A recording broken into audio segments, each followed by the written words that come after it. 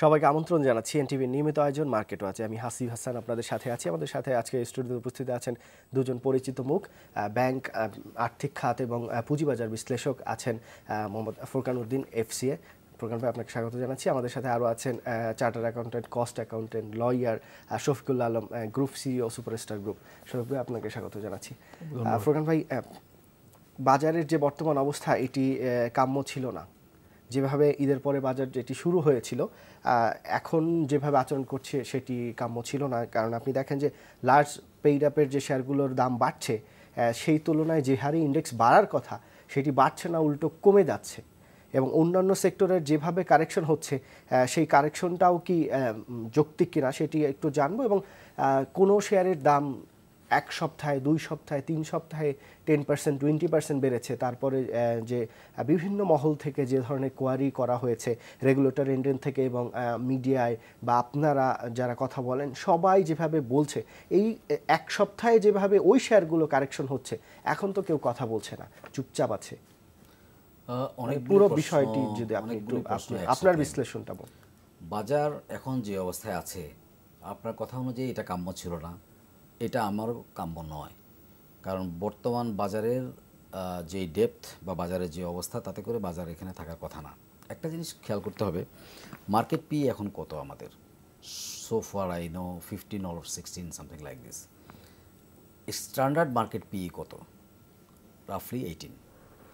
এখন কি হচ্ছে দেখেন, এই যে 2 মার্কেট পি যেটা এখন মাঝখানে গ্যাপ আছে, এটাও যদি মার্কেট পি 2ও যদি বাড়ে, তাইলেও ইন্ডেক্সকে যাইতে হবে প্রায় 6100 বা 200তে, কিন্তু ইন্ডেক্সকে হিট করতে হবে। এখন এই স্ট্যান্ডার্ড মার্কেট পি যেটা আমরা বলছি, যেটাকে আমরা স্ট্যান্ডার্ড আমি বললাম, আমার নিজের মুখেই বললাম, আমি আবার ঠিক ওই স্ট্যান্ডার্ড পিটাকে নিজের মুখে আবার অস্বীকার করছি। কারণ মার্কেট পির স্ট্যান্ডার্ড বলে কিছু নাই। মার্কেট পি ডিপেন্ডস অন যে মার্কেটটা তখন কী আচরণ করছে, তার উপরে কিন্তু মার্কেট পির স্ট্যান্ডার্ডটাও ঠিক হয়। আমরা যদি খেয়াল করে দেখি, মার্কেট পি কিন্তু অনেক বেশি ছিল 2010-10-এর দিকে তখন ওইটা ছিল স্ট্যান্ডার্ড। বাট এখন যেহেতু বাজার খারাপ, তখন আমরা ধরে নিচ্ছি যে ঠিক আছে 18 বোধহয় মার্কেট পি স্ট্যান্ডার্ড। আমরা যদি বাজারটাকে দেখি, কিছুদিন আগে বাজারটা যখন বাড়া শুরু হয়েছিল, ডেফিনেটলি আমরা এটাকে অ্যাপ্রিসিয়েট করি, কিন্তু আমরা কি কন্ট্রোল করতে পেরেছিলাম? যে শেয়ারগুলোর দাম বেড়েছে, আমি স্পেশালি বলতেই চাই আজে বাজে কিছু শেয়ার, এগুলো কি আমরা পেরেছিলাম কন্ট্রোল করতে? কেন বাড়লো? তাহলে ওই শেয়ারগুলো তো একই রকমভাবে কারেকশান হচ্ছে, কারেকশান হওয়া উচিত।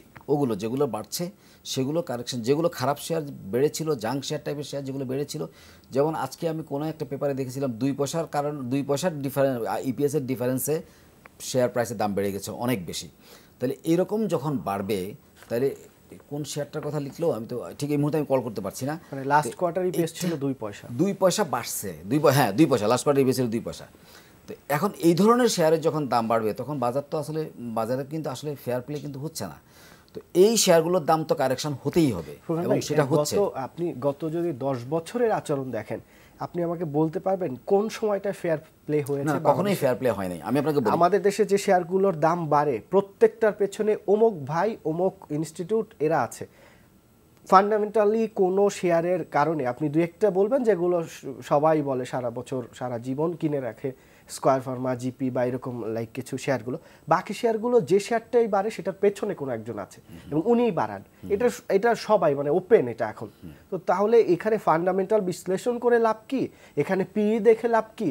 কি দেখে কি লাভ হচ্ছে? এখন মুশকিলটা হলো কোন জায়গায় দেখেন, এই যে বললেন কি দেখে কি লাভ কি, এই কথাটাকে আমি পুরোপুরিভাবে মানতে পারবো না। মানে আমাদের দেশের বাজারের যে আচরণ, আমাদের দেশের বাজারের যে আচরণ, তাই সেখানে আপনি খেয়াল করে দেখেন, যিনি বাড়াচ্ছেন উনি কিন্তু প্রফিট হয়তো করে বের হয়ে যাবেন, কিন্তু ওনার সাথে যারা থাকছেন তারা কিন্তু মরছে। তাইলে আমি কেন যাব ওখানে? আমার মরার দরকারটা কোথায়? সো রাদার আমি ফান্ডামেন্টালের সাথে থাকি, সেখানে 1 টাকা বাড়ুক, যেটার ফাইন্যান্সিয়ালস ভালো, যেটা ডিভিডেন্ড ভালো, যেটা পি ভালো, আমি ওখানে যাব। তো আপনি যেসব শেয়ারগুলোর দাম বাড়ছে, যেগুলো নিয়ে পত্রিকায় বেশ লেখালেখি হয়েছে, সবাই কথা বলছে, আমরাও বলছি, আপনারাও বলছেন, সেগুলোর পি তো 10-এর নিচে, 7, 8, 9-এর নিচে। আমি যদি এক্সাম্পল দিই, কেয়া কসমেটিক্সের সবচেয়ে বেশি ট্রেড হয়েছে এই গত কয়েকদিন ধরে, কেয়ার পি তো 7 না। এখানে একটা কথা হলো যে তার পি 7 মানলাম, কিন্তু তার যেই ইপিএসটা এবারে ডিক্লারেশন হলো 2 পয়সা, লেটস সে কথা, তার পি তাকে সাপোর্ট করছে। সেটা ঠিক আছে, কিন্তু তার 2 পয়সা পির জন্য কি তার শেয়ারের দাম ওখানে 2 পয়সার জন্য কি তার শেয়ারের দাম ওখানে যেতে পারে? আপনাকে দুটো জিনিস একসাথে, পির সাথে শেয়ারটার দাম যদি আমি ধরি এখন যদি 16 প্লাস যদি ধরি, তার পি যদি 7 হয়, আমি কেন সেটা কিনতে পারবো না এবং সেটা জাঙ্ক শেয়ার বলা হবে? না, সেটা কিন্তু জাঙ্ক শেয়ার বলা হচ্ছে না।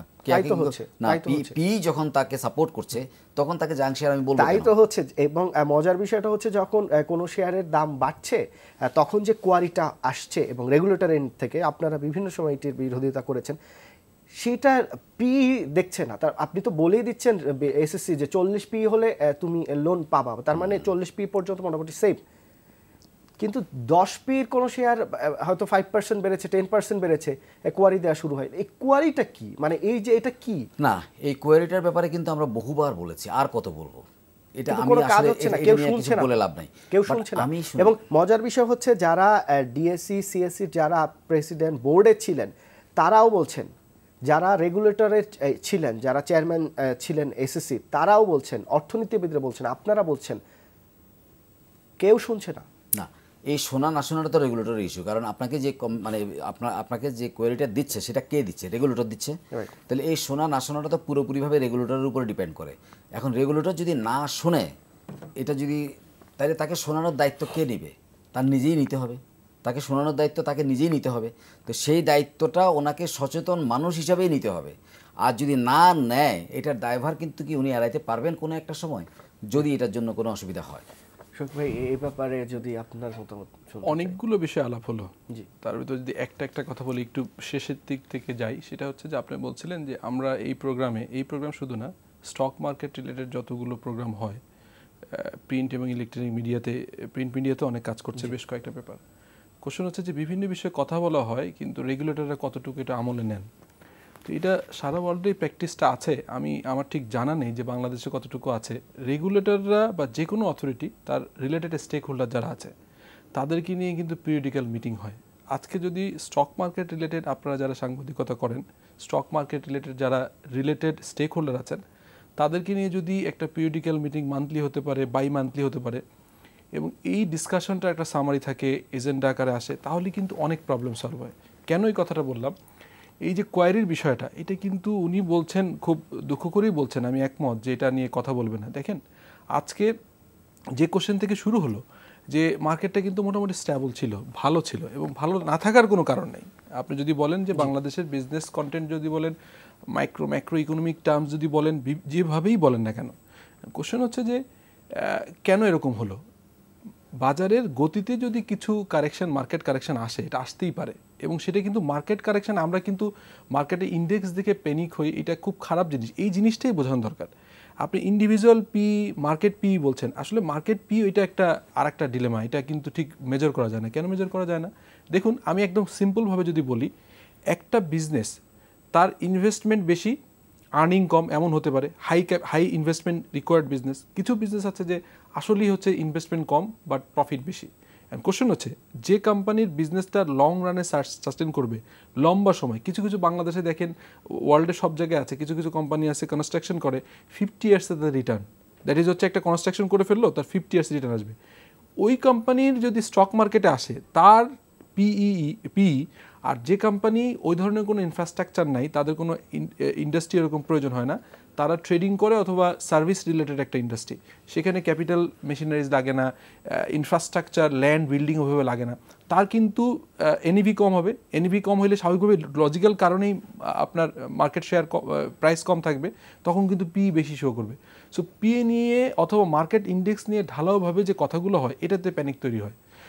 আমি বলতে চাচ্ছি, আমার কথাটা আপনি যেটা বলছিলেন কয়েকটা স্ক্রিপ্টের নাম ধরে, কোনো পার্টিকুলার স্ক্রিপ্ট যদি 10-এর নিচে থাকে, ফোরকান ভাই যেটা বললেন যে 18টা স্ট্যান্ডার্ড, হুইচ ইজ রাইট, এটা অনেক অ্যানালাইসিস, মানে এটা কি একটা কিন্তু আপেক্ষিক টার্ম, এটা কিন্তু স্পেসিফিক একদম বলা যায় না যে আপনার স্পেসিফিক এত % বা এত হতে হবে।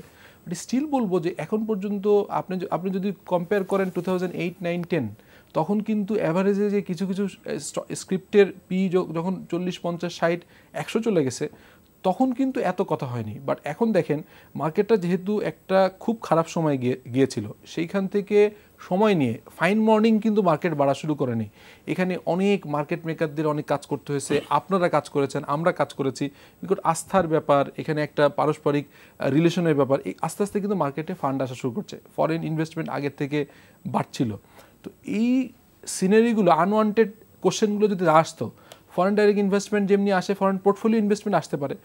গভর্নমেন্ট যেভাবে ফরেন ডাইরেক্ট ইনভেস্টমেন্ট এফডিআই আনার জন্য বিভিন্ন জায়গায় রোড শো করছেন, আপনার বিওআই যেটা বাইটা হয়েছে বিডা তারা করছেন, তো কেন Bangladesh security exchange commission BSEC portfolio ইনভেস্টমেন্টের জন্য কেন রোড শো করছে না, পোর্টফোলিও ইনভেস্টমেন্টের জন্য ফেয়ার করছে না? করছেন হয়তো, বাট ইনসাফিসিয়েন্ট। আমি মনে করি যে আপনার রেগুলার বেসিসে আপনার কান্ট্রি ব্যান্ডিং করতে হবে, আপনার স্টক মার্কেটের ব্যান্ডিং করতে হবে, এবং সবচেয়ে আগেও বলেছিলাম, এই কথাগুলো বারবার অতি বলতে বলতে চর্বিতে চর্বণ হয়ে যায়, তারপরেও কথাটা বলতে হয়, সেটা হচ্ছে যে Bangladesh security exchange commission specifically আমি বলবো ঢাকা স্টক এক্সচেঞ্জ এবং চিটাগং স্টক এক্সচেঞ্জের স্ট্রং মার্কেটিং এবং মার্কেটিং টিম থাকতে হবে। বিকজ মার্কেটিং কিন্তু আজকে প্রাইভেট ইউনিভার্সিটি, আজকে হসপিটাল, আজকে দেখেন একটা সিম্পল উদাহরণ দেয়, Parkway group, this is a basically 3টা হসপিটাল নিয়ে সিঙ্গাপুরের একটা গ্রুপ, যারা হচ্ছে আপনার বেশি চিনেন হচ্ছে আপনার মাউন্ট এলিজাবেথ। হসপিটালের মার্কেটিং টিম যাতে স্ট্রং থাকতে পারে, বাংলাদেশের অফিসে প্রম service, if you want to go to a treatment, আপনি খুব মুমূর্ষু অবস্থায় আপনাকে উইদিন 1 or 2 days ভিতরে আপনাকে এয়ার অ্যাম্বুলেন্সে করে সমস্ত ভিসা প্রসেস সহ করে দেবে, ওয়ান স্টপ সার্ভিস। সো তাই যদি হয়, একটা হসপিটালকে প্রমোট করে মানে বিলিয়ন ডলার তারা ইনকাম করতে পারে, ওয়াই নট আমরা ফরেন পোর্টফোলিও ইনভেস্টমেন্টকে প্রমোট করার জন্য এটা করতে পারবো না কেন? প্রশ্নটা কোথায়?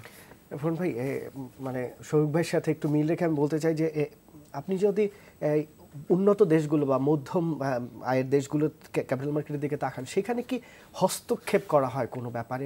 মানে আপনি তো বলছেন এটা ওপেন মার্কেট, আপনি ছেড়ে দিয়েছেন, রুলস মানছে কিনা সেটা দেখছেন, কিন্তু প্রাইস নির্ধারণ কে করবে? এটা কি বাজার করবে?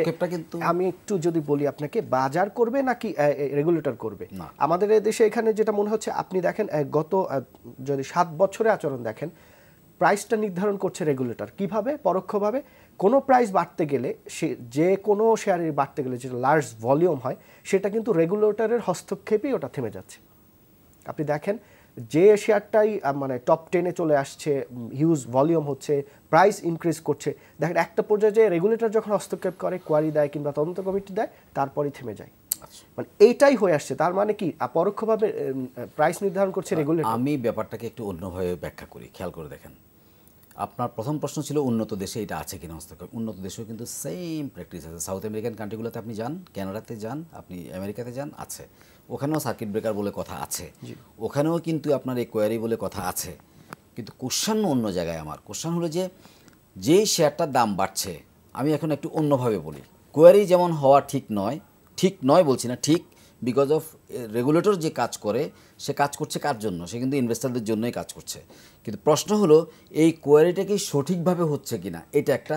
2 হলো ওইটার জন্য কোয়ারি যখন দিচ্ছে, যখন এখন আবার পড়ে যাচ্ছে, তাহলে পড়ে যাওয়ার এগেনস্টে কোয়ারিটা নাই কেন?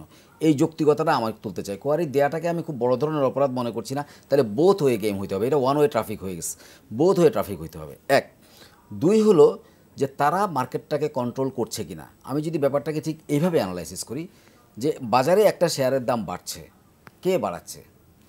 ইনভেস্টার বাড়াচ্ছে, ইনভেস্টার কিনছে। বড় ভাই থাকুক আর ছোটো ভাই পিছনে থাকুক, that is a different issue, he is also investor. তাহলে সে দিচ্ছে প্রাইসটা বিকজ অফ সে এটাকে যৌক্তিক মনে করছে। আচ্ছা, যৌক্তিক মনে করে যখন প্রাইসটা সে দিচ্ছে, সে দিতে থাকুক, সেটা বাড়াক। আমি সার্কিট ব্রেকারের যে জায়গাটা আছে, এটা আমি আরও একবার বলেছিলাম, এটাকে যদি তুলে দেওয়া যেত সার্কিট ব্রেকারটাকে, আমি আপনাকে বলি, সার্কিট ব্রেকারটা কিন্তু একটা প্রলোভনের জায়গা। অনেকে আমার সাথে দ্বিমত পোষণ করবেন। সার্কিট ব্রেকারটা কিন্তু একটা প্রলোভনের জায়গা, আপনাকে প্রলুব্ধ করা হচ্ছে। আজকে হল্টেড হয়ে গেছে। এই যে প্রলুব্ধ করাটা, এটাকে যদি আপনি তুলে দেন, আমি দেখতে চাই ওই বড় ভাই এটাকে কতটুকু নিতে পারবে না, কারণ ওইটা সে কতটুকু নিবে।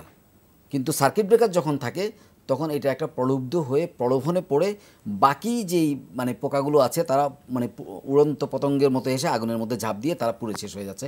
বড় ভাইয়ের মতো করে বের হয়ে যাচ্ছে। এখন আসেন হস্তক্ষেপ। এটা আমি পুরোপুরি কিছুটা মানি না। কী জন্য হস্তক্ষেপ? যদি সেটা হয় কোয়ারি, যদি সেটা হয় তদন্ত, তাহলে সেটা বিএসইসি রাইট আছে এটা করার। আচ্ছা, তাহলে আমি যদি শেয়ারটাকে রাইট মনে করি তাহলে ওই তদন্তকে আমি কেন ভয় পাচ্ছি, ওই কোয়ারিকে আমি কেন ভয় পাচ্ছি? কারণ প্রাইস তো আমি দিচ্ছি, আমি তো বুঝেই দিচ্ছি, তাহলে আমি কেন ভয় পাচ্ছি কোয়ারিকে? আমি কেন তদন্তকে ভয় পাচ্ছি? আমি এটার ব্যাখ্যাটা দিই। আপনি হয়তো জেনে থাকবেন যে আপনি শেয়ার বিক্রি করে দিয়েছেন, আপনি হয়তো 1 লাখ কোনো শেয়ার কিনেছেন, আপনি সেটা বিক্রি করে দিয়েছেন, আপনাকেও বিএসইসি তলব করা হচ্ছে কেন তুমি কিনেছিলা। না, আমি কেন কিনেছিলাম, কিনেছিলা, এবং আপনাকে শুধু ওই পার্টিকুলার শেয়ার না, আপনার অতীতের যত কিছু আছে সব ধরে টান দিচ্ছে। না, এখানে আপনাকে আমি বলি, এই জায়গাটাতে যদি বিএসইসি করে থাকে যে কেন তুমি কিনেছিলে, আপনার কোশ্চেনটার উত্তর দিচ্ছি। প্রথম কিন্তু কোয়ারিটা করছে ডিএসই। হ্যাঁ, প্রথম ডিএসই থেকে ডাকা হচ্ছে, ডিএসই থেকে আপনার ব্রোকারেজ হাউস থেকে তথ্য নিতে হচ্ছে। ব্রোকারেজ হাউসের যে সিইও বা টপ ম্যানেজমেন্ট তারা কিন্তু তখন ওই ক্লায়েন্টকে বলছে তুমি এই শেয়ারে আর যেও না। না, আমি আপনাকে বলি, এখানে যে জিনিসটা ঘটছে, বিএসইসি যদি আমি বেশি পরিমাণে ইনভেস্টমেন্ট করার কারণে যদি আমাকে ডাক দিয়ে থাকে, সেটা কোনোভাবেই যৌক্তিক নয়। 2010-এর তদন্ত কমিটিতে যে তদন্ত 10-এর যেটা 11-তে তদন্ত কমিটি যেটা হয়েছিল, সেটার যে রিপোর্টটা ইব্রাহিম খালিদ সাহেব করেছিলেন সেটাও তো একই বেসিস হয়েছিল। ইব্রাহিম খালিদ সাহেবের রিপোর্টটা নিয়ে আসলে অনেকবার আমি নেগেটিভ কথা বলেছি। সবকিছুই তো তাহলে সেই ধারাবাহিকতায় আসছে। বেশি শেয়ার কিনলি আপনার, না, আপনি বেশি শেয়ারের জায়গাটাতে আমি আসি। দেখেন, আপনি বিএসইসি যদি আমি বেশি শেয়ার কেনার পরে যদি আমাকে ডাক দিয়ে থাকে, তাহলে সেটা কোনোভাবেই যৌক্তিক নয়। বিএসইসি আমাকে তখনই ডাক দিতে পারে যখন আমি স্ক্রিন ধরে শেয়ার টান দিলাম। সেখানেই বা সমস্যা কোথায়? আইন কি কোনো জায়গায় নিষেধ করেছে যে তুমি ফুল স্ক্রিন ধরে টানতে পারবা না? কোনো জায়গায় তো আইন মানা করে নাই। তাহলে বিএসইসি যদি আমাকে এই কারণে ডেকে থাকে, তাহলে সেটা বিএসইসির ক্ষমতার অপপ্রয়োগ। কিন্তু যদি আমি সিরিজ ট্রেডিং করি, তাহলে অবশ্যই বিএসইসি আমাকে ডাকার ক্ষমতা সে রাখে এবং ডাকার অধিকার সে রাখে। ক্ষমতা তো তার আছেই, অধিকার সে রাখে। কিন্তু যদি আমি স্ক্রিন ধরে টান দিয়ে পুরো শেয়ারটা আমি কিনে ফেলি, it's my description, I can buy. কিন্তু যদি সেটা সিরিজ ট্রেডিং করে আমি আস্তে আস্তে কিনি খাওয়াই, ওই কাজটুকু করার জন্য, ওইটা দেখার জন্য আমাকে ডাকার তো দরকার নাই, বিকজ অফ তার কাছে তো অলরেডি সেই ট্রেডিং তো আছে, সব কিছু তার কাছে আছে। তদন্ত কমিটি করার কোনো দরকার নাই, কারণ তার কাছে ওইটা দেখলেই তার স্ক্রিনে ওখানে লোক যারা আছে, মার্কেট ওয়াচ যারা করছে, সেটা করার দরকার নাই। কিন্তু এই প্যানিক, আমি কিন্তু অন্য জায়গায় বলবো, এই কথাটা যেটা আপনি বললেন যে হ্যাঁ, যিনি ইনভেস্টার তার যদি যৌক্তিক কোনো কারণ ছাড়া যদি তাকে ডেকে থাকে, তাহলে সেটা কোনোভাবেই গ্রহণযোগ্য না। তবে একই রকমভাবে ইনভেস্টরদের জন্য আমি বলবো, যদি উনি মনে করেন যে এই শেয়ারটার প্রাইস উনি যদি 10 টাকাটা 100 টাকা দিয়ে থাকেন, আর সেটা যদি যৌক্তিক উনি মনে করেন প্রাইস 100 টাকা দিয়েছেন, তাহলে ওখানে ওই তদন্ত অথবা কোয়েরির কারণে প্যানিক হয়ে শেয়ার বিক্রি করার কোনো যৌক্তিকতা নাই। এই জিনিসটা তখনই ঘটছে, এই প্যানিকটা তখনই হচ্ছে যখন বড় ভাইয়ের পিছনে ঘুরছে। ওই বড় ভাইয়ের পিছনে ঘোরাটা একটু বন্ধ করতে হবে। ফুরকান ভাই, যখন এই যে আপনি যে কথাগুলোই বললেন, ডিএসসি বা সিএসসি তো তেমন কিছু করেন, ডিএসসি যখন আপনার পেপারস নেওয়া শুরু করে, আপনার ওই ব্রোকারেজ হাউস বা মার্চেন্ট ব্যাংকে তখন বলে যে আপনি এই শেয়ারে আর যেন না। তাই এই কথাগুলো যখন মার্চেন্ট ব্যাংক অথবা ব্রোকার বলে থাকে, সেই কথা বলার অধিকার কি সে রাখে? রাখবে না। কেন রাখবে? কেন রাখবে বলেন? আপনার সে ব্রোকারেজ হাউসের, আমি টপ 10 একটা ব্রোকারেজ হাউসের কথা বলি, এই জানুয়ারিতে আপনার যে বাজারটা বেড়েছিল 2000 কোটি টাকা লেনদেন হয়েছিল, আপনার মনে আছে? সেই সময় একটা টপ 10 এর একটা ব্রোকারেজ হাউসের সিইও দুঃখ করে বলছিলেন যে আমার একজন মানে টপ পজিশনের একজন এমপ্লয়িকে শুধু রাখতে হচ্ছে ডিএসসি প্রতিদিনের মানে জবাব দিতে, যেটা আমার কোনোভাবেই, উনি যদি এটা বলে থাকেন উনি ভুল বলেছেন। পৃথিবীর প্রত্যেকটা অর্গানাইজেশন একজন কমপ্লায়েন্স অফিসার থাকে ভালো জায়গায়। কমপ্লায়েন্স অফিসার তো একটা অন্য জিনিস, সেটা তো রেগুলার সবাই করছে। কিন্তু আপনার এই যে কোয়ারি, তুমি এই শেয়ারটা বেশি কেন টপ 10 ব্রোকারেজ হাউস, তার মানে তার প্রচুর ক্লায়েন্ট আছে। তো এই জিনিসটা যে হচ্ছে, তখন তো সে ওই বড় ক্লায়েন্টকে থামিয়ে দিচ্ছে না। উনি যদি থামিয়ে দিয়ে থাকেন, শিওর। দর্শক কে আছেন, আপনার নাম বলে প্রশ্ন করুন। আচ্ছা, আমি নামটা বলতে চাচ্ছি না, তো আমি আপনার কাছে একটা প্রশ্ন করতে চাচ্ছি। আপনার উপস্থাপনা আমার খুব ভালো লাগে, যে আপনি কিছু ভালো কথা বলেন। আসলে মার্কেটের রেগুলেটরি কিছু বিয়ের যেটা আসলে প্রশ্নতীত। তো যেমন আপনার একটা প্রশ্ন করতেছে, সেটা হচ্ছে যে আমাদের বিভিন্ন সময় এই কোয়ালিফাইড অপিনিয়ন নিয়ে অডিটরদের কিছু রিপোর্ট দেওয়া হয়। যেমন গতকালকে ফার্স্ট ফাইন্যান্সের একটা রিপোর্ট আসছে যে ওনারা অডিটররা রিপোর্ট দিচ্ছে যে তারা পর্যাপ্ত পরিমাণে যাদের প্রভিশন রাখেনি। তো এই যে নেগেটিভ বা পজিটিভ যে মেসেজটা দিচ্ছে, অডিট হচ্ছে 2017 মার্চের ভিতর তো অডিট শেষ, এবং সেই অডিটেড রিপোর্ট নিয়েই তো একটা কোম্পানি বোর্ড মিটিং করছে, ডিভিডেন্ড দিচ্ছে, তো সেইটা বোর্ড মিটিং করলো এপ্রিলে, আর এখন জুলাই মাসে এসে এই অডিটের অপিনিয়ন রিপোর্টটা এখন কেন? জি, ধন্যবাদ আপনাকে। প্রোগ্রাম ভাই যে কথাটি বলছিলেন, লাস্ট দর্শক যে কথাটি বললেন, সেটির যদি একটু অডিটর অপিনিয়নের কথাটা একটু বলেন, যেটি ডিভিডেন্ড হয়েছে অনেক আগে, এখন অডিটর অপিনিয়নটা। না, বিষয়টা এরকম না, আসলে এটা একটা প্রসেস আছে। ধরেন আপনার একটা ফাইন্যান্সিয়াল ইয়ার, উনি যেটা বলছেন, এখন তো আসলে ডিসেম্বর এন্ডিং কম, জুন এন্ডিং বেশি, তর্কের খাতিরে ডিসেম্বর এন্ডিং এ ধরলাম। তো অডিটটা চলে কি, ডিসেম্বর এন্ড হওয়ার পর অডিট শুরু হয়।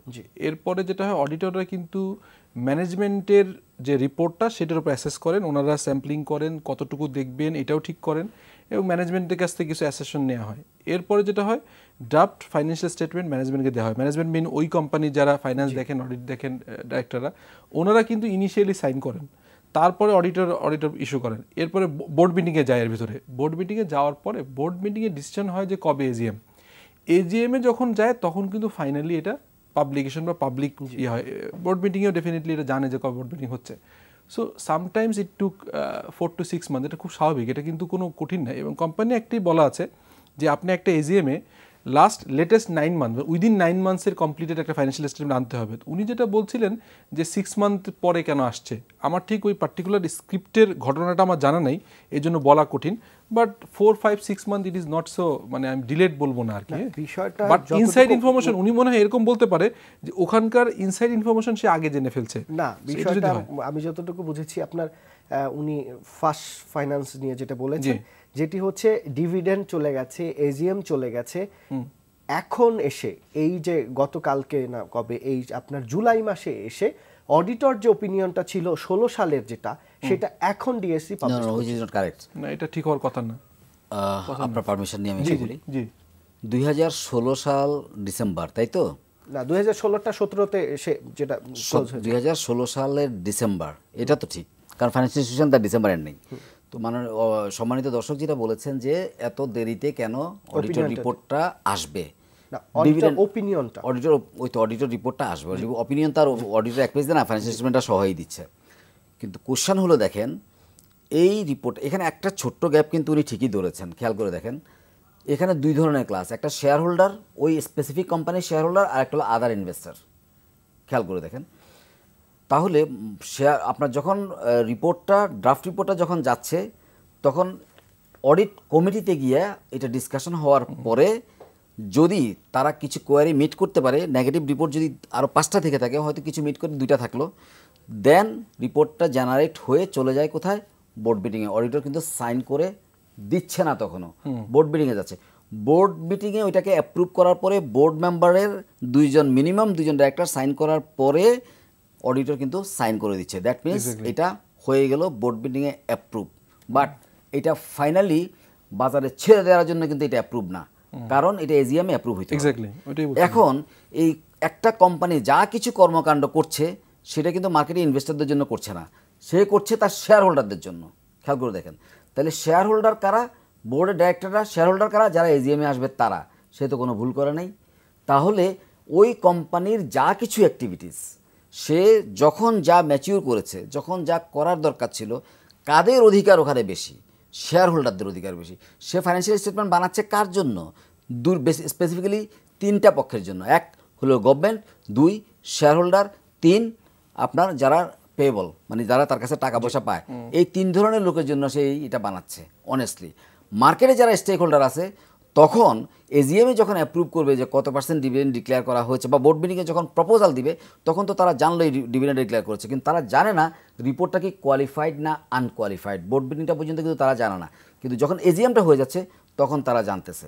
এখন প্রশ্ন হলো, যখন পর্যন্ত আপনি জানেন না, ততক্ষণ পর্যন্ত আপনি ওখানে ইনভেস্টমেন্ট করতে যাবেন কেন? On the basis of rumour. কিন্তু সেটা তো অন্য বিষয়। আপনি এজিএম, তাহলে এজিএম এর পরপরই তো অডিটর অপিনিয়নটা যেটা দিয়েছে সেটার কথা, তার আগে অডিটর অপিনিয়ন হয়ে গেছে, বোর্ড মিটিং এর ডেটে অডিটর অপিনিয়ন শেষ। তাহলে এখন কেন সেটা দিল? এজিএম এর সে তো মার্কেটে ফ্লাশ করতেছে কখন? যখন এজিএম অ্যাপ্রুভ করার পরে। এজিএম তো গেছে অনেক আগে, তাহলে এখন কেন দিল? না না, এজিএম এর সময় দেওয়া হয়েছে, এখন কেন দিবে? কালকে দিয়েছে, দর্শক যেটি বললো সেটা নো না, এটা হইতেই পারে না। জি, আমি একটা ফোন নিয়ে নিচ্ছি। এটা হইতেই পারে দর্শক কে আছেন, আপনার নাম? এটা হইতেই পারে না, কালকে কি করে দিবে? কালকে হয়তো নিউজে জি, আসছে। কে আছেন আপনার নাম বলে প্রশ্ন করুন।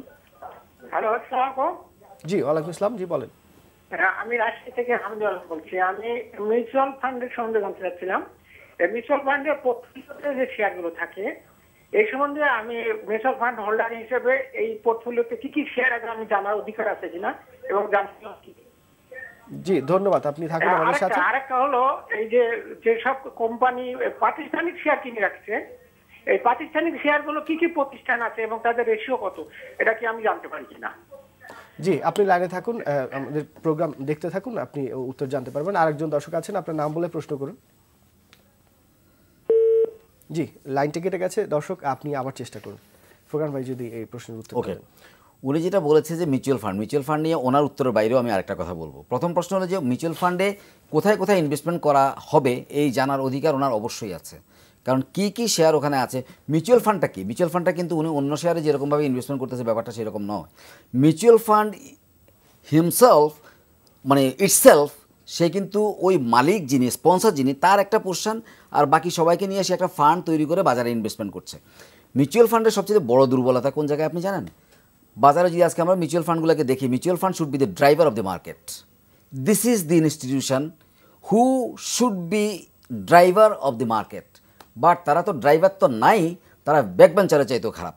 এখন খেয়াল করে দেখেন, এই খারাপ শব্দটা বলার উচিত হলে এখানে আমার রেগুলেটর কেন চুপ করে আছে এটা আমি জানি না।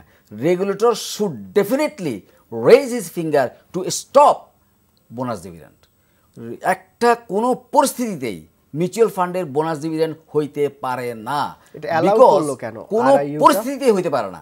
কারণ আমি আপনাকে বলি, this is not the business for expansion, this is the business for investment, not for the expansion, not for doing operational activities. No, যদি সেটা না হয়ে থাকে, তাকে বিজনেস এক্সপানশন করার ক্ষমতা কে দিয়েছে? সে আমার টাকাটাকে রিটেইন করে বিজনেস এক্সপানশন কেন করবে?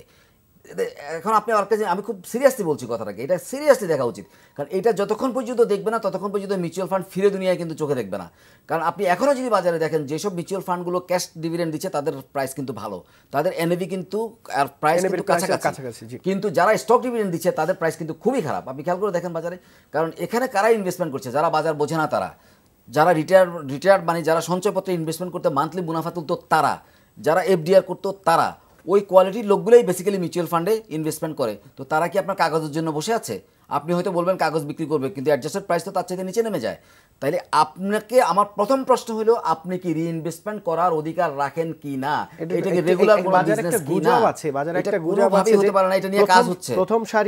প্রথম সারির কয়েকটি অ্যাসেট ম্যানেজমেন্ট কোম্পানির মধ্যে একটি অন্যতম, এবং তার পেছনে নাকি অনেক বড় বড় লোকজন আছে ভাই, আমি জানি না। তার প্রভাবই, তার কারণেই এটি হয়েছে এবং এসএসসিটা অ্যালাউ করেছে। এবং তিনি এবার মামলা করেছেন এক বিনিয়োগকারীদের নাম দিয়ে। সেখানে দেখা গেছে যে হাইকোর্টে যে রিটটি হয়েছে সেটি ওই তার নিজের নামই।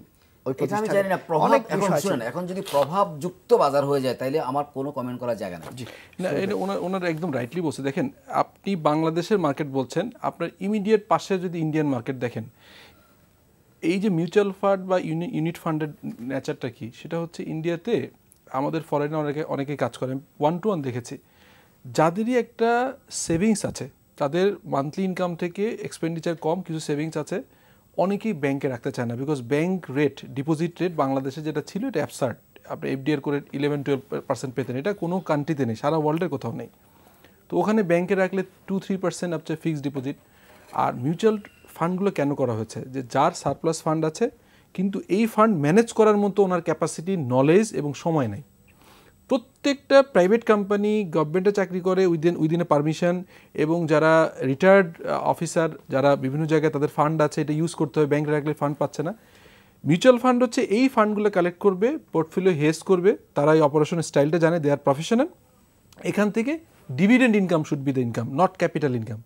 তো বাংলাদেশে ক্যাপিটাল গেইন নেওয়ার যে প্রবণতা, তারপর উনি যেটা বললেন যে এখানে ইনভেস্টমেন্ট করে গ্রোথের যে বিষয়টা, মিউচুয়াল ফান্ড তো আপনার ওপেন এন্ড ক্লোজ এন্ড এই সমস্ত কনসেপ্টটাই হচ্ছে যে আপনার করবেন। আচ্ছা, এটা একটা বিষয়। আর আগের কোশ্চেনের ব্যাপারে একটু ক্লিয়ার করি, সেটা হচ্ছে পার্টিকুলারলি ওই ফার্স্ট সিকিউরিটির কথা, ফার্স্ট ফাইন্যান্সের কথা কি বলেছে আমি জানি না, বাট ওই প্রসেসটা টাইম লাগে। উনি একদম আরও আমার কথাটাকে আরও স্পেসিফিক বলেছেন যে বোর্ড মিটিংয়ে কীভাবে যায়, ওখানে অডিট কমিটি দেখে, কিছু অবজারভেশন থাকে। ডিএসসি বা সিএসসি যদি এটা এই যে অডিটর ওপিনিয়নটা যদি পাবলিশ করে বিনিয়োগকারীদের জন্য, তো সেটা কবে করবে, কখন করবে? দেখেন, একটা হচ্ছে যে প্রাইস সেন্সিটিভ, এটা কিন্তু দেখেন প্রথম হচ্ছে বোর্ড মিটিংয়ের এখানে কিন্তু মেকানিজম আছে। এখন এক্সেপশন হলে এটা আমাদের পক্ষে বলা কঠিন। বোর্ড মিটিংয়ে যখন আপনার হবে এবং ডেফিনেটলি একটা ফাইন্যান্স নিয়ে যাওয়া মানে কি, ফাইন্যান্সের জানাবে, তারপর হচ্ছে যে ডিভিডেন্ড দিতে পারবে কি পারবে জানে না, বোর্ড একটা রিকমেন্ড করবে, বোর্ড যে পরিমাণ ডিভিডেন্ড মানে ডিসিশন নিবে এজিএম কিন্তু তার থেকে কম রিকমেন্ড করতে পারে, এটা কিন্তু ফাইনাল না। কিন্তু এটাও কিন্তু একটা ইয়েতে চলে আসে, আপনার প্রাইস সেন্সিটিভ চলে আসে যে আমাদের এই এজিএম এর ডিসিশন হয়েছে এই বছরে এই প্রফিটেবিলিটি, এইটা ইপিএস এবং অমুক দিনে এজিএম হবে। এজিএম হওয়ার আগ পর্যন্ত কিন্তু এটা পাবলিক প্রপার্টি হয়নি, রেগুলেটররা জানেন। এবং ঢাকা স্টক এক্সচেঞ্জে যেটুকু বলার দরকার প্রাইস সেন্সিটিভ ডিটেইলটা কিন্তু ওখানে কিন্তু বলা হয় না যে এই কয়টা কোয়ালিফিকেশন পয়েন্ট আছে, অথবা কোয়ালিফিকেশন পয়েন্ট নাই বাট ম্যানেজমেন্ট রিপোর্টে এটা আছে। দ্যাট শুড বি, যখন আপনি একটা শেয়ার হোল্ডার একটা company, you have the right to ask anything. এজিএমগুলো হয় অনেকটা কিন্তু শো পিস টাইপ, যে manage AGM. AGM should be যে যারা জেনারেল শেয়ার হোল্ডার, ওনারা বোর্ডে বসেন না, ওনাদের স্টেক আছে, ওনারা এজিএম এর লট অফ কোয়ারি করবেন, ওনাদের ইনভেস্টমেন্ট সম্পর্কে কোশ্চেন করবেন, প্ল্যান সম্পর্কে কোশ্চেন করবেন, বিজনেস প্ল্যান সমস্ত জানতে চাইবেন। তো এই জানাজানির মাধ্যমে কিন্তু পাবলিকলি ইনফরমেশনটা হচ্ছে, আর ওইটাই যখন পাবলিকেশন হচ্ছে তখন যাচ্ছে জেনারেল ইনভেস্টরদের কাছে। এখন রেগুলেটরদের কিন্তু কিছু কিছু এক্সেপশন আগেও দেখেছি, এটা হতে পারে, আমি পার্টিকুলার ইনভেস্টমেন্ট জানি, বাট এটা নিয়ে ইন ডিটেলস কথা বলার মনে খুব সুযোগ আছে বলে আমার মনে হয় না। জি প্রধান ভাই, এই বিষয়ে কিছু বলতে যাচ্ছিলেন, আমি ফোন নিয়ে নিচ্ছি। দর্শক কে আছেন, আপনার নাম বলে প্রশ্ন করুন। আসসালামু আলাইকুম ভাই। আপনার টিভির ভলিউমটা কমিয়ে কথা বলুন। জি, আমি ফুরকান সাহেবকে অসংখ্য ধন্যবাদ জানাই প্রথমেই, যে উনি মিউচুয়াল ফান্ড সম্বন্ধে এরকম একটা চমৎকার অপিনিয়ন প্রকাশ করছেন। ব্যক্তিগতভাবে ওনাকে আমি একটা থ্যাঙ্কস দেই। তারপর আপনাকে প্রশ্ন করি যে এই যে কালকেও প্রশ্ন করেছিলাম যে ওনারা নাকি গেজেট আকারে এখনো রিঅ্যাপ করতে পারেনি, যে বিএসসিসি আপনার মিউচুয়াল ফান্ডগুলো কি আকারে তাদের ডিভিডেন্ড পে আউট করবে। তো এখন তো ডিভিডেন্ড মৌসুম চলে আসছে ভাই, 2 দিন পরে তো ডিভিডেন্ড তারা দিয়ে দেবে। ডিভিডেন্ড দেওয়ার পরে বলবে যে এখন আর রিইউনিট দেওয়া যাবে না, তখন আবার ডিভিডেন্ড গুলো আপনার কোর্টে চলে যাবে। এই নিয়ে আবার মিউচুয়াল মূল্য দেখা যাচ্ছে হ্যারেসমেন্টে পড়ে যাবে। তো এখন কি বিএসসিসি উপযুক্ত সময় না দেন আন দেওয়ার, এটাকে একটা সলিউশনে নিয়ে যাওয়া, যে তারা আপনার ডিভিডেন্ডটাকে। জি ধন্যবাদ, আমরা বুঝতে পেরেছি, আপনি থাকুন আমাদের সাথে, আপনি এই প্রশ্নের উত্তর পাবেন। দর্শক আরেকজন আছেন, কে আছেন, আপনার নাম বলে প্রশ্ন করুন। আমার নাম ফজলুর রহমান। আমি ঢাকা থেকে বলছিলাম আর কি। জি বলুন। ওই মিউচুয়াল ফান্ড নিয়ে কথা হচ্ছে, কাগজ ধরাই দিচ্ছে। হ্যাঁ, এনবিএল তো বরাবরই দেখতেছি কাগজ ধরাই দিচ্ছে, কেন এটা তারা এরকম করছে? জি ধন্যবাদ।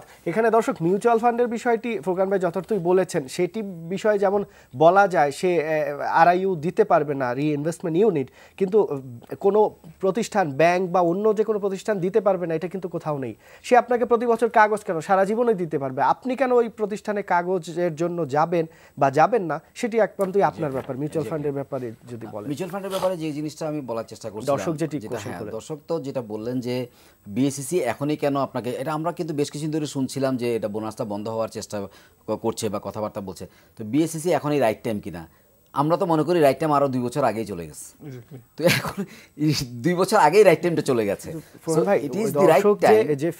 যে পয়েন্টটা তুলেছেন, এটি কিন্তু বাংলাদেশের সব জায়গায় হচ্ছে। মানে শেষ পর্যায়ে ক্ষতিগ্রস্ত বিনিয়োগকারী হবেন। উনি যেটি বলেছেন, এই যে হাইকোর্টে চলে যাবে, মানে দেখা যাবে যে কয়েকটা ডিভিডেন্ড দিয়েছে, তারপরে হয়তো এই নীতিমালাটা গেজেট হয়েছে, তারপরে দেখা যাবে যে যারা দিয়েছে তাদের স্বার্থের জন্য ওই নিজেরাই কোনো বিনিয়োগকারীর নাম দিয়ে হাইকোর্টে চলে যাবে, এবং আলটিমেটলি বিনিয়োগকারীরা ক্ষতিগ্রস্ত। আমি একটু দুঃখিত, আরেকটি ফোন নিয়ে নিচ্ছি। দর্শক কে আছেন, আপনার নাম বলে প্রশ্ন করুন। আমি কাজী নাজমুল হোসেন। জি বলেন। আমি মেহেরপুর থেকে বলছি, কাজী নাজমুল হোসেন। আচ্ছা, যে মিউচুয়াল ফান্ড সম্বন্ধে যে সমস্ত অ্যাসেট ম্যানেজমেন্ট খারাপ করতেছে, তাদের কেন আপনারা অনুষ্ঠানে আনছেন না? এবং ফুরকান সাহেব খুব ভালো বলতে পারেন, ওনাদের জবাবদিহিতার জন্য আমি চাচ্ছি, যেরকম রেস অ্যাসেট ম্যানেজমেন্ট যে মিউচুয়াল ফান্ডগুলি পরিচালনা করেছে, তারা খুবই খারাপ করতেছে, তাদের কেন এই অনুষ্ঠানে আনা হচ্ছে না? আচ্ছা দর্শক ধন্যবাদ, আপনার মানে কাছে জানাচ্ছি, আমরা চেষ্টা করি তাদেরকে নিয়ে আসার জন্য। আমরা মিউচুয়াল ফান্ডগুলো নিয়ে বেশ কয়েকটি প্রোগ্রাম করেছি, এবং কিছু অ্যাসেট ম্যানেজমেন্ট কোম্পানির প্রধান যারা আছেন তারা হয়তো আসেন, আমাদের রেগুলারই দেখবেন আসেন, কিন্তু যারা বড়, আপনি যাদের নাম বললেন, এরা কিন্তু আসতে চান না। কেন আসতে চান না সেটি আসলে আমরাও জানি না, হয়তো আপনারাই ভালো বুঝতে পারবেন। না, মিউচুয়াল ফান্ড নিয়ে জিনিসটা যেটা হয়েছে দেখেন, আপনি মানুষের কোশ্চান বা মানুষের ভিতরের কথা শুনলেই কিন্তু মিউচুয়াল ফান্ড সম্পর্কে কি পরিমাণ ক্ষোভ কাজ করছে মানুষের মধ্যে এটা আমরা বুঝতে পারছি। আমি নিশ্চিত যে আজকের যে অনুষ্ঠানটা এখানে হচ্ছে এটা বিএসসিসির কেউ না কেউ হয়তো দেখছে, ওনারা ডেফিনেটলি রিয়েলাইজ করবেন যে জনমনে কি পরিমাণ ক্ষোভ এটা নিয়ে তৈরি হচ্ছে। একজন রেগুলেটর হিসেবে ডেফিনেটলি ওনারা এটাকে কনসিডার করবেন, এটা আমি বিশ্বাস করি। আরেকটা জিনিস আপনি খেয়াল করে দেখেন, মিউচুয়াল ফান্ড ইনস্টিটিউশনাল ইনভেস্টার, আর কেউ কিন্তু ইনস্টিটিউশনাল ইনভেস্টার না। ব্যাংক সে কিন্তু ইনস্টিটিউশনাল ইনভেস্টার নয়, সে কিন্তু আপনার আমার মতো একজন ইনভেস্টার, সে কিন্তু big investor, he is not a institutional investor. World wide বাজার যখন খুব হিট হয়ে যায়, বাজারটাকে ম্যানেজ করে কিন্তু এই মিউচুয়াল ফান্ড। ওয়ার্ল্ড ওয়াইড বাজার যখন স্লো হয়ে যায় তখন বাজারটাকে কিন্তু কি বলে এটাকে হিটও করে, কিন্তু তার একটা ব্যালেন্স ভূমিকায় এসে মিউচুয়াল ফান্ড কিন্তু কাজ করে। আর আমার দেশে মিউচুয়াল ফান্ড মরার ভূমিকায় পড়ে গেছে কিছু কিছু মিউচুয়াল ফান্ডের জন্য।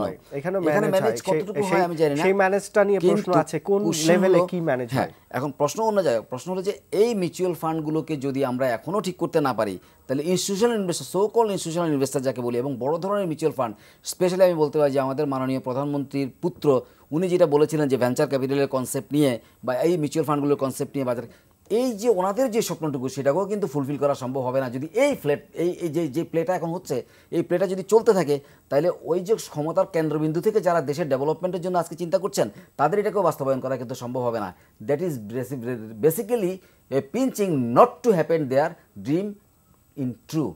সো এই জায়গাটাকেও কিন্তু আমাদেরকে একটু সিরিয়াসলি দেখতে হবে, এবং সরকারের শীর্ষ পর্যায়ে নিশ্চয়ই খেয়াল করবেন, স্পেশালি আমাদের মাননীয় chairman Bangladesh security exchange commission, জনগণকে নিয়ে সরকার, জনগণ যখন এরকম একটা ক্ষোভের মধ্যে আছে সেটাকে কনসিডার করে যদি আপনি যেটা বললেন প্রভাব, সে মুষ্টিমেয় দু একজন প্রভাবিত লোকের জন্য যদি এরকম কোনো কিছু হয়ে থাকে সেটা ডেফিনেটলি মানে ফেয়ার প্লে হতে পারে না, সেটা ডেফিনেটলি এসএসসি দেখা উচিত বলে আমি বিশ্বাস করি। যদি শোক ভাই মিউচুয়াল ফান্ডগুলো নিয়ে আপনার যদি শেষ কমেন্টস থাকে। দেখুন মানে খুব বেশি ফোন নিয়ে নিচ্ছি, একজন ফোন নিয়ে আপনার কাছে আসছি। দর্শক কে আছেন, আপনার নাম বলে প্রশ্ন করুন। জি, আমি মাহবুব বলছিলাম পান্তবাদ থেকে। জি বলুন ভাই। জি আচ্ছা, ওই যে ফোরকান সাহেব বলতেছিলেন যে মার্কেট পি 16 এটা হচ্ছে সেফ, বাট লোন দেওয়া হয় হলো আপনার 40 পর্যন্ত, এটা ব্যাপারে যদি একটু ব্যাখ্যা জানতে পারতাম। না, মার্কেট পি 16 ভাই আমি যেটা বলেছি সেটা বলেছি কারেন্ট মার্কেট পি, এবং এরপর আমি বলেছি যে আমরা নর্মালি চিন্তা করি 18, ঠিক পরের কথা কিন্তু আমি বলেছিলাম যে যেটাকে আমি 18 বলেছি সেটাকে আমি আবার নিজেও অস্বীকার করছি। আপনি আমার তিনটা কথা তাহলে খেয়াল করেন কেন বলছি, আমি একটু ব্যাখ্যা দিয়ে দিচ্ছি আপনাকে। 16 প্রেজেন্ট, 18 পর্যন্ত আমরা যদি আশা করি, তাইলে আমি বলেছিলাম যে 18 আমরা এখন আশা করি, তাইলেও 6100 থেকে 200 মার্কেট ইন্ডেক্স হওয়ার কথা, আপনি নিশ্চয়ই এটাও খেয়াল করেছেন। আর যেটা বললেন 40 পর্যন্ত দেওয়া হয়, সেটা ডেফিনেটলি আমি যদি সেটাকে মার্কেট স্ট্যান্ডার্ড চিন্তা করি, তাহলে আজকের বাজার চলে যাবে প্রায় 8000 ইন্ডেক্সের কাছাকাছি। তো সেটা ডেফিনেটলি অ্যাকসেপ্টেবল। আমি বলছি না যে আপনি ওইটা হইতে পারে না, সেটা কিন্তু হতে পারে, কিন্তু আমার প্রশ্ন হলো অন্য জায়গায়, যে আমরা মিনিমাম যেটা এক্সপেক্ট করছি সেটাও তো হচ্ছে না ভাই। ওই জায়গাটাকে অন্তত আগে হিট করে নিই, তারপরে আপনার যে কথাটা আছে সেটাকে আমরা অ্যাকসেপ্ট করতে পারি। দেখুন ওই যে আপনার মিউচুয়াল ফান্ডের কথা বলা হচ্ছে, এইগুলোর কথা বলা হচ্ছে, দেখুন আপনি যতগুলো বাংলাদেশের স্টক মার্কেটের এই যে বিষয়গুলো, সেটা হচ্ছে যে 93-র আগে তো আসলে এরকম অর্গানাইজ ব্যাপারটাও ছিল না। আপনার সিকিউরিটি কমিশন যখন তৈরি হলো, এরপরে দেখেন 96-এ ইমিডিয়েট কয়েক বছরের ভিতরেই একটা ধরনের প্রবলেম হলো। এরপরে কিন্তু মার্কেটটা আস্তে আস্তে করে রিগেইন করলো, মানুষ সচেতন হলো। 2010-এ আবার কিন্তু অনেক না জানার কারণে অনেকে কিন্তু ক্ষতিতে পড়ে গেছে। বাট এই ক্ষতিগুলো যেমনিভাবে ইকোনমিতে একটা প্রভাব ফেলেছে, মানুষের রিটেল ইনভেস্টরদের অনেক ক্ষতিগ্রস্ত করেছে, অনেকে নিঃস্ব হয়ে গেছে। বাট একটা কান্ট্রি যখন এরকম মানে এটাকে বলে ট্রায়াল অ্যান্ড এরর মেথডের ভিতর থেকে কিছু লোক কিন্তু এটা যারা সচেতন না বা সচেতন কম, তাদেরকে স্যাক্রিফাইসের মাধ্যমেই কিন্তু একটা জিনিস দাঁড়ায়। সো এই যে নর্মাল কারেকশন হয়, অনেক সময় একটু নর্মাল কারেকশন যখন না হয় তখন আর্টিফিশিয়ালি একটা বাবল আপ হয়, এবং হঠাৎ করে হয়তো রেগুলেটররা খুব ফাইন মর্নিং কথাবার্তা বলা শুরু করেন, তখন কিন্তু পড়ে। বাট এবারের মার্কেটটা আমি আশাবাদী। অতীতে যে কোনো সময়ের থেকে এবার কিন্তু অনেক আলাপ হয়েছে, অনেক ভালো আলাপ হয়েছে, খারাপ ভালো হয়েছে, মার্কেট আস্তে আস্তে বাড়তেছে। বাট দুঃখটা এখানেই যে কখনো কখনো মার্কেটটা প্রসপেক্টিভের জায়গায় থাকা অবস্থায় রেগুলেটরদের কিছু অসচেতনতা, আমি বলবো না ইন টার্মস অফ একদম টপ ম্যানেজমেন্ট যেভাবে দেখে ওই এক্সিকিউশনটা কিন্তু হয় না। যখন রেগুলেটরদের সাথে কিন্তু শুধুমাত্র প্রোগ্রামে না, বিভিন্ন জায়গায় আমাদেরও প্রফেশনাল গ্রুপ হিসেবে দেখা হয়। ফোরকান ভাই জানেন যে আমাদের সিএন ইনস্টিটিউট, আইসিএম ইনস্টিটিউটের বিভিন্ন সিপিডি প্রোগ্রামে রেগুলেটররা অনেকেই আসেন, কথা হয়, ইনফর্মাল কথা হয়, কিন্তু তখন যেভাবে ওনাদের ভিউটা দেখি রিফ্লেকশনটা কম হয়। কারণ হচ্ছে কি, ওই কথাটা বললাম যে আপনার স্টেক হোল্ডারদের থেকে ইনফরমেশন শেয়ারিংটা হচ্ছে না, আর রেগুলেটর টপ যারা মনে করছেন ওনাদের রিফ্লেকশনটা আসলে ওনাদের কাজে অনেক সময় আসে না। তো এখন কোশ্চেন হচ্ছে যে খুব বেশি নেগেটিভলি না দেখে আমাদের মার্কেটটা কিন্তু ম্যাচ করছে, গ্রো করছে এবং আস্তে আস্তে কিন্তু ম্যাচুরিটির দিকে যাচ্ছে। তো ম্যাচুরিটির দিকে যেতে গেলে উনি যেমন বলছেন খুব সিম্পল যে পি রেশিও কিন্তু লোন যদি 40 দেয় একটা জায়গায় কিন্তু সাইকোলজিক্যাল মানে একটা জায়গা আছে যে 40 পর্যন্ত সেফ, এটা কিন্তু একটা মেসেজ যায়। ভাই এই যে 40 পিতে লোন পর্যন্ত দেয়া যাবে, হ্যাঁ আপনার তারপরে 0.5 এখন সর্বোচ্চ 1:0.5 দেয়া যাবে, মানে এই যে আপনি ব্যারিয়ার দিয়ে দিচ্ছেন এইটার যৌক্তিকতাটা কি? আপনি কাকে দিবেন? এখন কিন্তু সবাই পাচ্ছে, মানে আমি গেলে আমি যে এখন 10 লাখ টাকা নিয়ে যাই, আপনি হয়তো আমাকে 0.5 আরো 5 লাখ টাকা লোন দিয়ে দিবেন। এই যে আপনি একটা মানে একটা প্ল্যাটফর্ম তৈরি করে দিলেন, আসলে এইটা ঠিক কিনা? কারণ আপনি আপনার টাকা লোন দিবেন, আপনি তো দেখে দিবেন কাকে দেয়া যায় কাকে দেয়া যায় না। এক্স্যাক্টলি, কাউকে হয়তো 1 টাকা দেয়া যাবে, কাউকে 1 টাকা 10 পয়সাও দেওয়া যাবে না। দেখুন একটা ব্যাংকে যদি আপনি লোনের জন্য যান, আপনি একটা গ্রিনফিল্ড কোম্পানি, আমি চাইলে আজকে একটা প্রাইভেট লিমিটেড কোম্পানি করলাম, ব্যাংকে যে লোনের অ্যাপ্রোচ করলাম, ব্যাংকে আমাকে দিবে? অবভিয়াসলি দিবে না। আমার একটা বিজনেসের ট্র্যাক রেকর্ড থাকতে হবে, আমার একটা বিজনেস এক্সপিরিয়েন্স থাকতে হবে, আমার ফাইন্যান্সিয়ালের একটা স্ট্রেংথ থাকতে হবে যেটার উপর বেস করে ব্যাংক লোন দিবে। সো এখানে সবচেয়ে বড় ইনকনসিস্টেন্সির জায়গাটা এটা। আমি 2008 থেকে যদি দেখি, কখনো কখনো এমন হয়েছে 1:0.5, 1:1, 1:1.25, 1:2। আমি যেটা বলছি এই যে ব্যাপারটা ছিল, এটা সবচেয়ে বড় খারাপ ছিল, এই ফ্রিকুয়েন্টলি চেঞ্জ করা। আর এর সঙ্গে কিছু অ্যাপ্লিকেবল ক্লজ থাকা দরকার ছিল।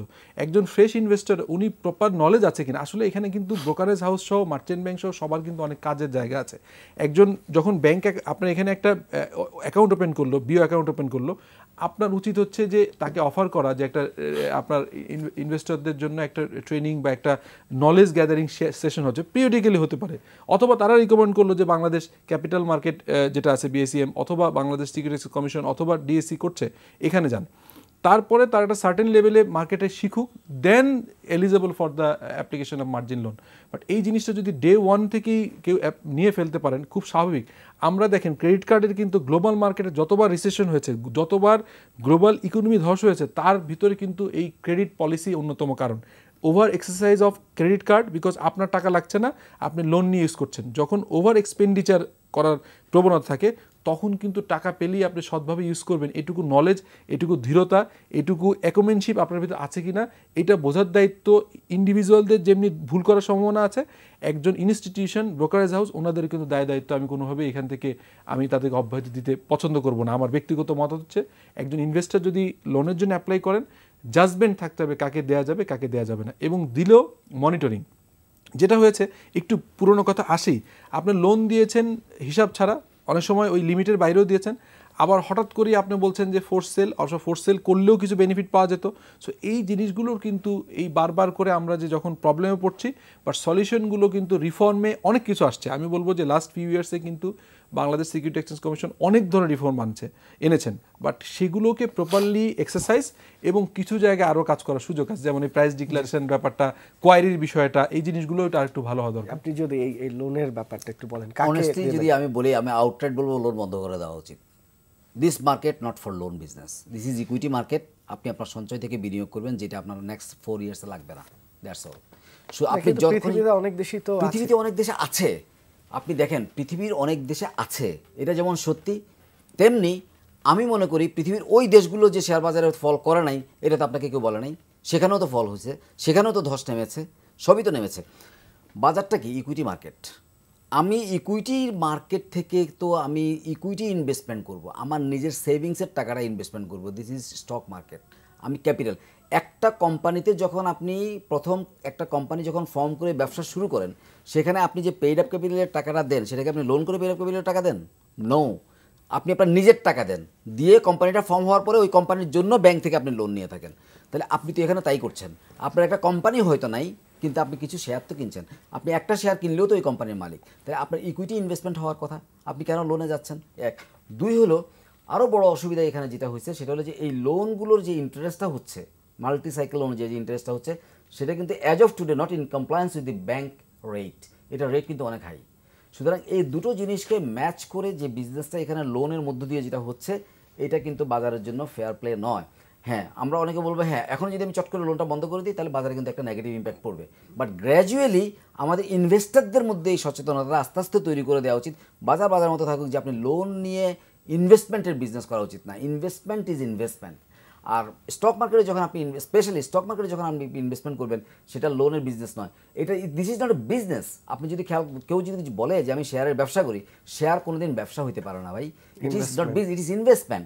আপনি যখন ইনভেস্টমেন্ট করবেন তাহলে আপনাকে short term, mid term, long term. Short term যারা নলেজেবল নয় তাদের জন্য এই বিজনেস করা ঠিক না, মিড টার্ম যারা ভালো নলেজেবল নয় তাদের জন্য মিড টার্মও ঠিক না, যারা ভালো নলেজেবল তারা long term, at least minimum 4 years যেটাকে আমরা বুঝি সেটা হলো long term, 2 years mid term, short term হলো 1 ইয়ার মিনিমাম। আমরা কিন্তু 1 মাসের মাথায় শেয়ার বিক্রি করার জন্য পাগল হয়ে যাই। তাহলে আমাকে দেখতে হবে যদি 4 ইয়ারের জন্য আমি কোনো ইনভেস্টমেন্ট করে থাকি আর আমি যদি 20% রিটার্ন ধরেন প্রতি বছর 10% বা 15% রিটার্ন চিন্তা করি তাহলে 60% আমার রিটার্ন হয়ে যায়, রাইট? তাহলে 60% রিটার্নের জন্য 4 বছর যদি আমি শেয়ারটাকে রাখি তাহলে ওইটা যদি আমি লোনে ইনভেস্টমেন্ট করি আমার লোন 60% চাইতে ইন্টারেস্টটা বেশি হয়। তাহলে এই যদি কাহিনী হয় তাহলে আমি ব্যবসা কী করে আমি ইনভেস্টমেন্ট কী করে করবো? তাহলে ইনভেস্টমেন্ট কখনো লোন নিয়ে হয় না, আসলে investment is a recurring nature business, সেটা সেখান থেকে করতে হবে। তো এই সচেতনতা আমি মনে করি আস্তে আস্তে তৈরি করা উচিত। আমি আমার জীবনে 1 টাকা লোন নিয়ে কোনোদিন শেয়ারে ইনভেস্টমেন্ট করি, নট এ সিঙ্গেল কয়েন। আজ পর্যন্ত আমার কোনো লোন অ্যাকাউন্ট নাই, আমার 10 টাকা হলে ওই 10 টাকাই ইনভেস্টমেন্ট, যদি থাকে তো করেছি নাইলে নাই। লস করেন না লোকসান? এজ অফ টুডে নো, কারণ আমার সব শেয়ারই লং টার্ম লোন, আমি বেচি না লস। আপনি কোনো লস করেন না? 2-1 বার, খুব রেয়ার লস হয়েছে, পরে কাভার হয়ে গেছে, আমি ধরে রেখে দিয়েছি 5 বছর, নো ইস্যু। বিকজ অফ যদি আমার 10 টাকা ইনভেস্টমেন্ট থেকে থাকে that is my disposable income. ভাই আরেকটি জিনিস আমরা গত কয়েকদিন ধরে বাজারে দেখছি, যেটি হচ্ছে আমরা আশা করছি যে প্রকান্ডার মতো ইনভেস্টররা হবেন, লস করবেন না এবং দীর্ঘমেয়াদে তারা মুনাফা পাবেন। এই ছোট শেয়ার যেগুলো, ছোট শেয়ার বলতে যেগুলোর দাম কম, 10 টাকা, 15 টাকা, 20 টাকা, 30 টাকা, এই শেয়ারগুলোর একটা র্যালি আমরা দেখেছি, টার্নওভারে একটা বলেন। তারপরে আমরা একটা বিভিন্ন brokerage house, top brokerage house, merchant bank, এদেরকে বা বিভিন্ন যারা লিডার তাদের মধ্যে একটা কথা শোনা শুরু করলাম যে এখন বড় শেয়ারের দিকে বাজার যাবে। তারপরে দেখলাম বিভিন্ন নিউজ, আমরা মিডিয়ায় অনেক আমরা ঝাঁপিয়ে পড়েছি যে বললাম 6 সপ্তাহে 20% বেড়েছে, এরকম অনেক নিউজ হয়েছে। তারপরে রেগুলেটর এন্ড থেকে কোয়ারি করে এখন ওই ছোটোগুলাকে একদম মানে ওটা কারেকশনের দিকে ঠেলে দেওয়ার একটা প্রবণতা আমরা দেখছি, এরকমই অনেক অভিযোগ করছেন। আবার বড় শেয়ারের দিকে একটা নিয়ে যাওয়ার প্ল্যান, এই যে ইচ্ছাকৃত একটা চেষ্টা, এটি কি মানে একটা স্বাভাবিক বাজারের মানে মধ্যে পড়ে কিনা, বা এটি কি ম্যানিপুলেশন কিনা? প্রবলেম তো এখানেই, কারণ হচ্ছে যে আমি যে বলি চেষ্টাটা কিরকম, আমরা যারা শুনছি বাইরে থেকে বিভিন্ন মহল থেকে, তারপরে কিন্তু এটি হচ্ছে, তার মানে হচ্ছে এখানে একটা মানে প্রি প্ল্যান কিছু আছে, না হলে এই কথাটুকু আগে আসে তারপরে ঘটে কেন? খুব স্বাভাবিক। দেখেন এই কারণে প্রবলেমটা, ধরেন আমরা যারা পাহাড়ের দিকে যে নদীগুলো নেমে আসে, নর্মাল ন্যাচারালি কিন্তু নদী বাঁকেই নদী বেঁকে যাচ্ছে।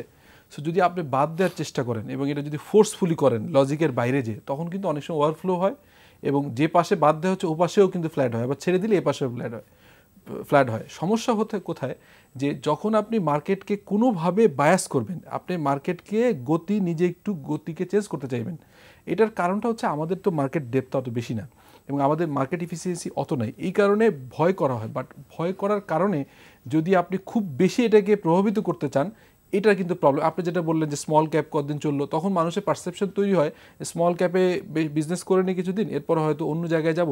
সো এইটা কিন্তু মার্কেটের জন্য খুব খারাপ। ইন্ডিভিজুয়াল স্ক্রিপ্টের পটেনশিয়ালিটি দেখে বিজনেস হওয়া উচিত। স্মল ক্যাপ যাবে নাকি বড় ক্যাপ যাবে, এমএনসি যাবে নাকি এখন স্মল ক্যাপে বিজনেস ভালো হবে, এটা একটা খারাপ সাইন এবং এটা ইনএফিসিয়েন্ট মার্কেটের একটা জায়গা।